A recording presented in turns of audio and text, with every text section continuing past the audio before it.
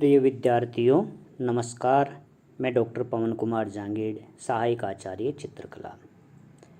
हम लोग Peter Paul Rubens नामक इस महान चित्रकार के बारे में चर्चा कर रहे थे। इससे पहले हमने पीटर पॉल रूबेंस के जीवन एवं उनके कुछ कला कार्य के बारे में चर्चा की। आज हम पीटर पॉल रूबेंस के प्रमुख चित्र एवं उनकी चित्रण की विशेषताओं के बारे में चर्चा करेंगे। जैसा कि मैंने आपको पहले बताया कि पीटर पॉल रूबेंस का जन्म 1577 ईस्वी में हुआ। इनकी कला व व्यक्तित्व ने करीब सभी समकालीन फ्लेमिश चित्रकारों को प्रभावित किया। रूबेंस राजनयिक भी थे एवं इन्होंने चित्रकला व कूटनीति दोनों क्षेत्रों में सम्मान, कीर्ति एवं वैभव प्राप्त किया था। यह व्यवहार कुशल, सुशिक्षित व धार्मिक प्रवृत्ति के व्यक्ति थे। दरबारी अधिकारी के पुत्र रहे हैं रूबेंस और आरंभिक शिक्षा इन्होंने एंटवर्प में प्राप्त की। आयु के 23वीं साल में रूबेंस इटली गए और 8 साल तक मांतवा के द्वीप की सेवा में रहकर इन्होंने वेनिस, रोम आदि भिन्न स्थानों पर यात्राएं की एवं इटली की पुनरुत्थान काल व बरोक काल की कला का अध्ययन भी रूबेंस ने किया। इन्होंने ख्याति प्राप्त कलाकारों के चित्रों की अनुकृतियाँ बनाई एवं ग्रीक मूर्तियों से रेखा चित्र बनाए। इनसे पहले बहुत सारे फ्लेमिश चित्रकार इटली जाकर आए थे और वहाँ की कला का उन लोगों ने अंधा अनुकरण किया, जिससे उन कलाकारों में स्वतंत्र रूप से सर्जन करना लगभग वे लोग भूल गए।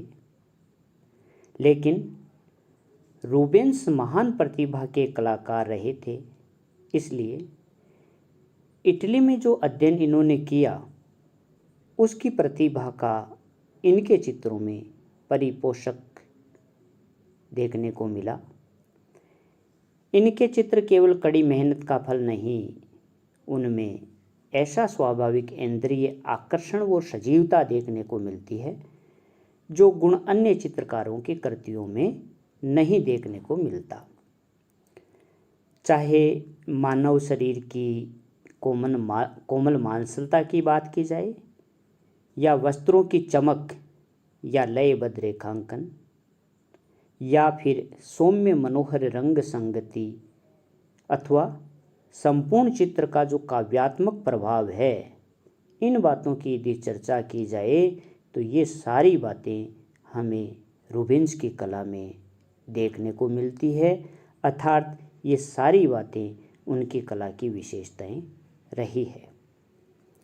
शास्त्रीय कला से प्रभावित होते हुए रूबेंस की कला में शास्त्रीय कला की कठोरता नहीं है, बल्कि यथार्थवादी व जीवंत सी लगती है।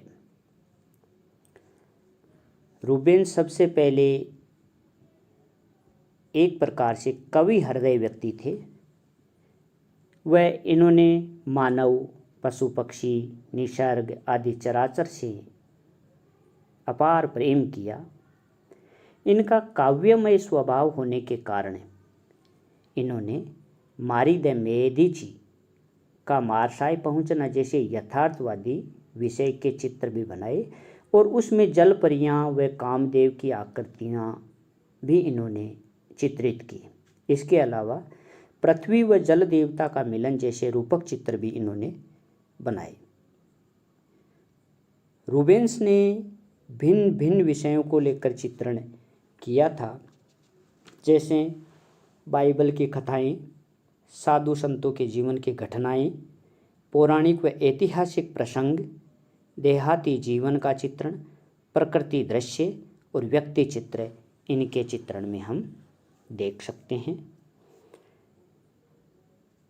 नैसर्गिक प्रतिभा के अतिरिक्त रूबेंस में जो चित्रण की प्रविधियां थी वह इन्होंने बहुत ही मेहनत करके, परिश्रम करके प्राप्त की और असंख्य चित्र इन्होंने बनाए। 1609 में जब वे एंटवर्प लौटे तो वहाँ के वाइसराय ने इनको दरबारी चित्रकार नियुक्त कर दिया था। ये जो चित्र हैं पीटर पॉल रूबेंस का है। इससे पहले मैंने आप लोगों को बताया कि रूबेंस की कला की यदि बात की जाए तो इसको हम 3 भागों में बांटते हैं। तो प्रथम भाग को हम 1600 से लेकर 1621 ईस्वी तक मान सकते हैं। उसके अंतर्गत जो ये चित्र बनाए ये 1603 में बनाया हुआ चित्र हैं, जो आप सामने स्क्रीन पर देख रहे हो। घोड़े पर सवार हैं और यह इनका चित्र है 1606 ईस्वी में बनाया गया चित्र है, रूबेंस द्वारा बनाया गया चित्र। और यह जो है यह इनका 1609 ईस्वी का चित्र है। यह सैमसन एंड डिलाइला 1610 ईस्वी का चित्र रूबेंस के द्वारा बनाया गया है। यह 1615 ईस्वी में, और यह जो चित्र है रूबेंस और उसकी पत्नी हेलेना फॉर्मेट उसका चित्र हैं। तो इस प्रकार ये 1600 से लेके 1621 ईस्वी तक के कुछ चित्र आप इसमें देख सकते हो। ये 1609 का है, एडोरेशन ऑफ द मागी, और ये बहुत सारे लॉयंस का जो चित्र बना हुआ है इसमें ये 1615 ईस्वी का है। और यह है 1612 ईस्वी में रूबेंस ने चित्रित किया। ये सैमसन और डिलाइला वुड के ऊपर बना हुआ एक तेलीय चित्र है। तो इस प्रकार ये कुछ चित्र हैं। आरंभ के काल में यदि देखा जाए तो इनका प्रसिद्ध चित्र जो है क्रूसारोहण, ये सबसे महत्वपूर्ण चित्र है इनका। इसके द्वारा इन्होंने अपनी प्रतिभा के द्वारा पारंपरिक विषय को रूपांतरित किया है। कौन सा? ईशा का क्रूसारोहण, ये जो चित्र हैं।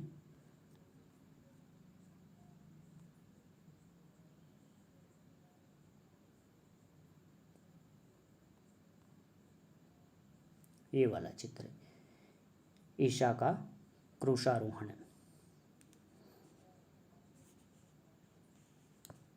इसमें हमें उनके इटली में किए गए अध्ययन का प्रभाव नज़र आता है। अध्ययन से प्राप्त ज्ञान को इन्होंने आत्मसात करके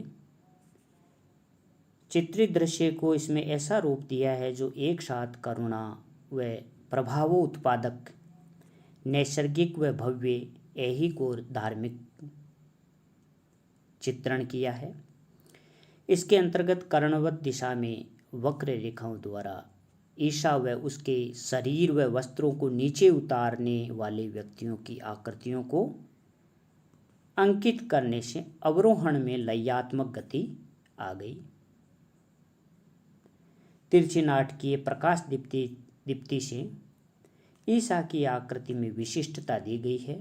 चित्र में देखिए आप सामने ऊपर हिस्से में चित्रित अस्पष्ट मानवाकृतियों से अवरोहण क्रिया का चित्र क्षेत्र से बाहर संबंध जुड़ जाने से समूचे दृश्य को दिव्य रूप प्राप्त हुआ है। वह ऐसा नहीं लगता कि यह कोई ऐहिक घटना हो। चित्र में आप देखिए प्रकाश का प्रभाव इसमें कैरेवेजियो के समान यथार्थवादी किंतु भावुकतापूर्ण चित्रित है। ईसा के उभारदार मांसपेशियों का चित्रण माइकल एंजेलो का स्मरण दिलाता है। इसमें आप देखिए, ये देखिए इस चित्र में इनका ईसा का जो चित्रण है और जो अन्य चित्रण है उसमें मांसपेशियों का चित्रण माइकल एंजेलो के समान किया गया है। इसमें मेरी मैगडालिन व उसकी सहचरी ईसा की शिष्याएं जैसी नहीं लगती बल्कि दरबारी स्त्रियों जैसी इसके अंतर्गत दिखती है।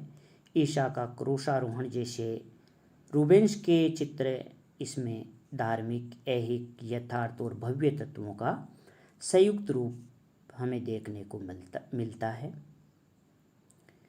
यह प्रतिधर्म सुधार आंदोलन की मांग के अनुरूप बनाया गया चित्र है वह उन्हीं की वजह से रूबेंस को बरोक काल की दरबारी कला में विशिष्ट स्थान प्राप्त हुआ। कैथोलिक पंथ के गिरजाघर, राजा व आश्रयदाता भी ऐसे ही चित्र चाहते थे जो जनता को भौतिक सौंदर्य से आकृष्ट कर सके। वह उस पर मनोवैज्ञानिक धार्मिक प्रभाव डालकर उसको कैथोलिक पंथ के प्रति निष्ठावान बनाने में सहायक हो, ऐसे चित्र वो लोग चाहते थे। रूबेंस को सौंपे गए अनेक चित्रण कार्यों में फ्रांस की रानी मारी द मेडिची के महल के लिए बनाई गई चित्र मालिकाएं महत्वपूर्ण थी, जिसमें रूपक चित्रण शैली के द्वारा रानी के जीवन की घटना के चित्र बनाए हैं रूबेंस ने। इसमें फ्रांस की रानी मारी द मेडिची के महल के लिए रूबेंस ने जो चित्र मालिकाएं बनाई वह बहुत ही महत्वपूर्ण है। ये देखिए आप, इसमें ये रानी का पोर्ट्रेट है।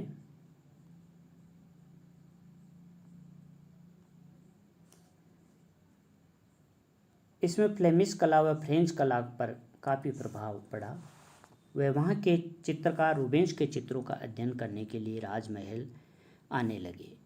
रूबेंस की कला की सभी विशेषताओं का उत्कर्ष उनके पेरिस का निर्णय, द जजमेंट ऑफ पेरिस, ये चित्र आप देखिए,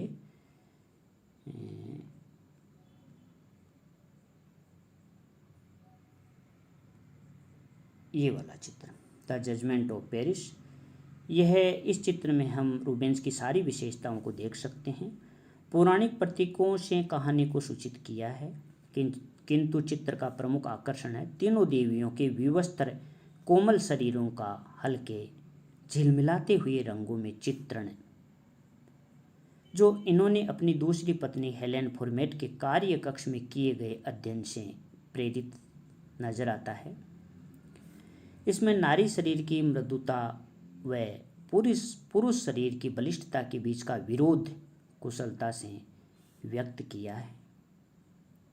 मनोहर रंग संगति, विषयानुकूल संयोजन, लयबद्ध रेखांकन आदि कलात्मक गुणों से यह चित्र परिपूर्ण है। इसी तरह के अन्य पौराणिक विषयों के चित्रों में जैसे लूसिफस की पुत्रियों का अपहरण, ये वाला जो चित्र है,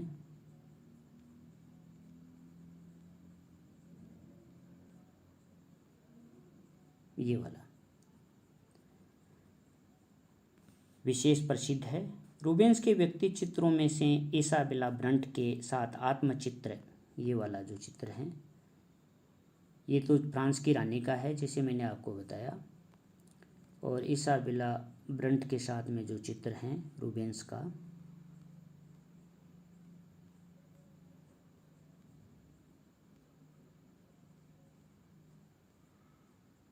ये वाला, वह हेलेन फुरमेट का अर्धविवस्त्र खड़ा चित्र बहुत ही प्रसिद्ध है। इनके देहाती जीवन के चित्रों के उदाहरण हैं जैसे लोकेन का खत व जाड़ी के दृश्य। इस प्रकार इन्होंने देहाती जीवन के भी कुछ चित्र बनाए थे। जैसे बात करें, आप इस चित्र को देखिए, ये कुछ शिकार के दृश्य भी इन्होंने बनाए। ये फ्रांस की रानी ऑस्ट्रिया का चित्र हैं। ये लैंडस्केप जैसे मैंने बताया, प्रकृति दृश्य के चित्र भी इन्होंने बनाए हैं। धार्मिक चित्र तो बनाए ही बनाए हैं। ये गार्डन ऑफ लव है इनका 1633 ईस्वी का चित्र। और ये कुछ ये जैसे गांव का दृश्य है, ऐसे चित्र भी, देहाती चित्रण भी इन्होंने किया है। इन्होंने आनियास का भग्न जहाज जैसे रोमानी प्रकृति के चित्र भी बनाए हैं। तो इस प्रकार यह रूबेंस के कुछ प्रमुख चित्र हैं जो आप इस स्लाइडों में देख सकते हो। अब बात करते हैं हम रूबेंस के चित्रण की विशेषताओं की। इनका एक और बहुत प्रसिद्ध चित्र है शांति के वरदान, द ब्लेसिंग ऑफ पीस। यह भी रूबेंस का एक बहुत ही महत्वपूर्ण चित्र है। इसके अलावा लुकिपस की कन्याओं का सीलभंग जो चित्र हैं यह है। इसके अलावा ये वाला लुकिपस की कन्याओं का सीलभंग, ये आप इसमें अलग अलग चित्र सारे देख सकते हो। ये सारे रूबेंस के बनाए हुए चित्र हैं। पेरिस का न्याय, ये वाला जो चित्र है, पेरिस का न्याय, द जजमेंट ऑफ पेरिस। 3 लावण्य, वीनस तथा एडोनिस, ये वीनस तथा एडोनिस आदि प्रमुख इनके चित्र हैं। अब बात करते हैं हम इनके चित्रण की विशेषताओं की। अनावृत नारी आकृति को जितना रूबेंस ने चित्रित किया है उतना संभवतः किसी अन्य कलाकार ने नहीं किया, और यदि तीशियन एवं रेनोवा को छोड़ दें तो किसी भी अन्य कलाकार ने इतनी सुंदरता से नारी चित्रण अंकित नहीं किया है जितना रूबेंस ने इन चित्रों में नारी चित्रण किया है। रूबेंस की आकृतियां घास पर लेटी हुई, वनों में विहार करती हुई अथवा स्नान करके बाहर आती हुई अपने सौंदर्य से सहज ही आकर्षित कर लेती है, ऐसा चित्रण रूबेंस ने अपने चित्रों में किया है। स्वस्थ मांसल शरीर धारिणी ये नारियां समृद्धि एवं साफल्य की प्रतीक हैं। इनमें सरलता और मादकता भी हैं। इनके शरीर में भरे गए रंग इतने वास्तविक लगते हैं मानो रूबेंस ने अपने रंगों में रक्त मिला दिया हो। पीले रंग के निकट भरा गया सलेटी रंग नीली आभा का भ्रम उत्पन्न करता है। इस प्रकार इनके नारी चित्रण की यह विशेषताएं हैं। रूबेंस ने केवल अनावृताओं का ही अंकन नहीं किया, उसने सैकड़ों व्यक्तियों, दृश्यों, आखेट एवं घरेलू जीवन के चित्र भी अंकित किए हैं। इनमें धार्मिक विषयों के जो चित्र हैं रूबेंस के, वह सर्वोत्तम माने जाते हैं। ईसा मसीह को जिस कोमलता से रूबेंस ने चित्रित किया है वैसा बहुत से कम कलाकार चित्रित कर पाए हैं। अनेक प्रकार की यातनाएं सहते हुए ईसा की वेदना को मांसलता, होठों एवं आँखों की स्थितियों, सिर के झुकाव एवं मुरझाए हुए फूल की भांति शारीरिक मुद्राओं के द्वारा व्यक्त किया है। यह जो चित्र आप देख रहे हो ईसा का क्रूसारोहण, इसमें ये पैनल चित्र हैं और देखिए आप 3 चित्र बने हैं। बीच में ईसा का क्रूसारोहण वाला है, ये वाला चित्र ईसा का क्रूसारोहण, और ये ईसा को उतारते हुए द एलिवेशन ऑफ क्रॉस, इसमें भी 3 पैनल है। यह देखिए ये है जो है इसके लेफ्ट साइड में बना हुआ पैनल है और ये राइट साइड में बना हुआ पैनल चित्र, और ये पीछे की साइड में back of the left side panel में बना हुआ चित्र है। इनकी एक एक आकृति को देखिए कितनी सुंदरता से रूबेंस ने चित्रित किया है। उसकी कला का रहस्य आकृतियों की गति में है। उसने आकृतियों को ऐसी प्रवाहपूर्ण गति में अंकित किया है कि चित्र के विषय की अनुभूति केवल उसी से होने लगती है। इसने परवर्ती जीवन में अनेक सुंदर दृश्य चित्रों की भी रचना की। इसने इनमें अंकित स्वस्थ स्त्री पुरुषों तथा प्रकृति के स्वस्थ वातावरण का अपना एक निजी सौंदर्य हमें देखने को मिलता है। वातावरण में प्राकृतिक तत्वों का संघर्षरत नहीं दिखाया गया। प्रत्येक वस्तु शांत और आर्द्र प्रतीत दिखाई देती है। ग्रामीण स्त्री पुरुषों तथा ग्राम्य वातावरण का ही चित्रण इनके कुछ चित्रों में हुआ है। इनमें उसने प्रकृति के प्रांगण में खुशी से रहते और नाचते गाते लोगों की कल्पना की है। ऐसे चित्र भी रूबेंस ने बनाए हैं। ये सारे चित्र इनके हैं। इंद्रधनुष सहित दृश्य तथा ग्रामीणों का नृत्य इसी प्रकार के चित्र हैं जो उत्तम हैं। रूबेंस बड़ा परिश्रमी कलाकार था। 21 वर्ष की आयु में ही उसको आचार्य मान लिया गया। फिर भी वह जीवन पर्यंत नई नई बातों का अध्ययन करता रहा एवं अभ्यास करता रहा। 50 वर्ष की आयु में भी वह तीशियन आदि की अनुकृतियाँ करके अपने टेक्निक में सुधार करने का प्रयत्न करता रहा। वह बड़े वेग से चित्रण करने वाला कलाकार था और एक बार जो रेखांकन कर देता उसे बदलता भी नहीं था। बड़े से बड़े चित्र को वह 5-6 दिन में पूर्ण कर देता, ऐसा कलाकार था रूबेंस। कला के समान ही वह जीवन में भी आनंद लेता रहा। नगर के प्राय सभी बड़े बड़े लोगों से उसका परिचय था। और उसकी मृत्यु के समय लगभग सभी एकत्रित भी हुए, अर्थात इनकी सामाजिक प्रतिष्ठा भी थी। किंतु अपनी ख्याति के कारण उसने कभी भी विनम्रता एवं नियमितता को नहीं छोड़ा।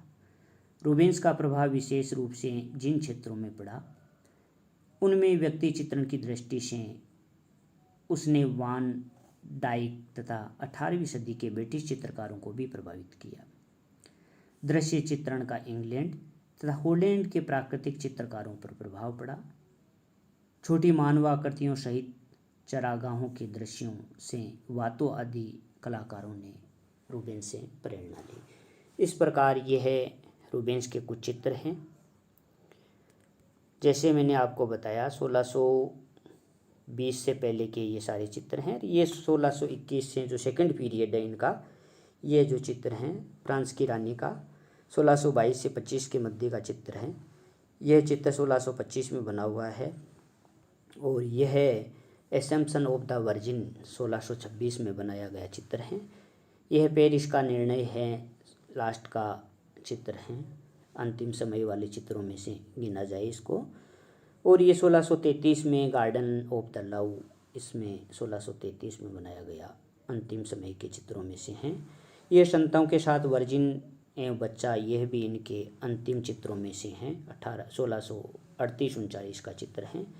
यह 1637 में दावत का जो चित्र है बनाया गया है। और ये गांव का दृश्य 1638 में, और ये 1639 का चित्र है, एक युद्ध दृश्य है। और यह जो चित्र हैं, इस प्रकार ये सारे चित्र रूबेंस के बनाए। तो आज हमने रूबेंस के प्रमुख चित्र एवं उनकी कला की विशेषताओं की चर्चा की। धन्यवाद।